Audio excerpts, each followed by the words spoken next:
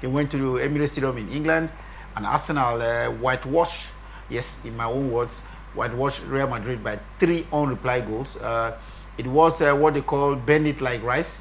In the past, it used to be Roberto Carlos. Remember him? He played for the same Real Madrid, but this time around, it is bend it like rice. Declan Rice scored 2 perfect free kick goals that were clearly a wow around the world. And of course, the new striker for Arsenal, Merino, completed the damage last night with the 3rd goal, and it looks like it is a tall mountain for Real Madrid to climb to enter into the semi-final stage of the competition. But it is football; anything they say can still happen. But your impression of the matches, the match that was played last night at the Emirates Stadium, a lot of people doubted Arsenal could win. And those who believe they can win didn't believe that it could be 3-0, 3 unreplied goals. Yes, still a lot of dynamics to what we saw yesterday. Congratulations to Arsenal for that victory. For sounding one, like you said, whitewash in the local balance. But I think that it is beyond that. Now, let's take a look at the team, the 2 teams on stage. Arsenal, they have been very consistent in the last 3 seasons. I mean, it took them injury concern for them to lose the gap between them and Liverpool, and that's why it looks as though Liverpool are in for the taking this time. Arsenal have had a defining moment since Arteta took over the reign, and no doubt they look like a team that are gunning for silverwares.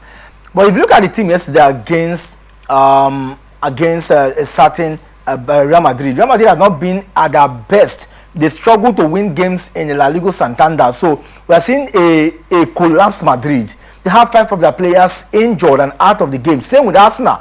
Maybe we would have expected more because if those players are back and Arsenal players too, maybe you think that Arsenal has even a better advantage. So I'm not surprised that Arsenal got to win. The surprise is that Arsenal had a better, even with their injury in their defense line, had a better outing, and because they were more offensive.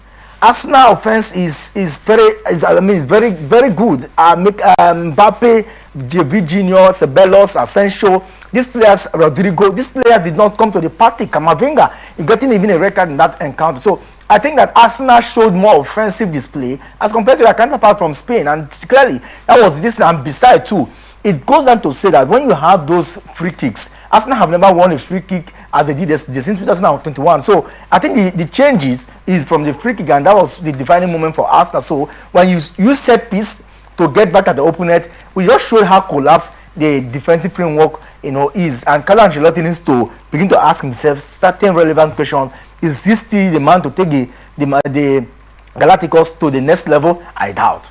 Well, talking about Arsenal last night, scoring 3 goals past Real Madrid. A lot of people believe that without Thibaut Courtois, the goalkeeper you see on your screen there against Arsenal, it could have been like 7 goals to nothing. Do you believe with those who believe? Because we saw multiple saves at the stage.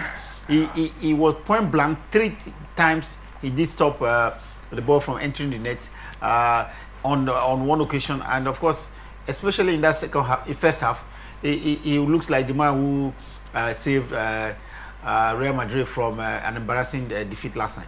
Yeah, maybe, but I think that the 2 Madrid goalkeepers are also good. I mean, we saw what Rooney did last season whenever he takes in for Courtois. But Courtois was very good yesterday, trying to block some of those balls from entering. They had 13 shots.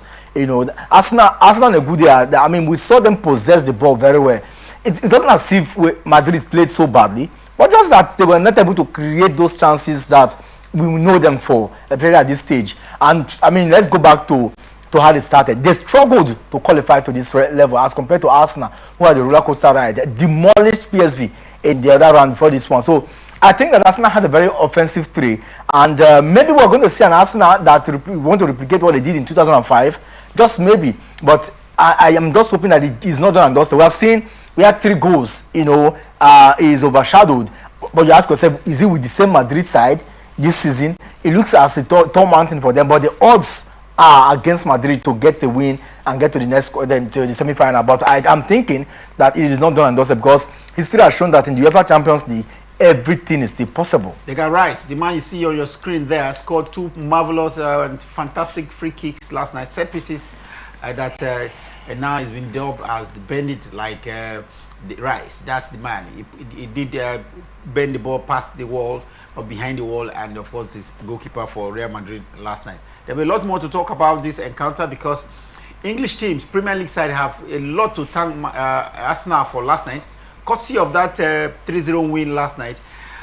Now, the UEFA Champions League for next season will have 5 teams coming from England, no more 4 because of that win. In terms of the performance index of the Premier League side, Arsenal scoring 3 past their opponent last night. They needed just 1 win, and that win has been given to them by Arsenal. So Premier League now will present 5 teams in next season's UEFA Champions League. So I think maybe Chelsea might just be beneficiary, and Newcastle might be beneficiary of this one, or performances of Arsenal last night. A lot of highlights about this fixture. We don't have time, but we hope we can bring you those highlights on our program Sports Extraordinary, coming up at 6 p.m. Nigeria.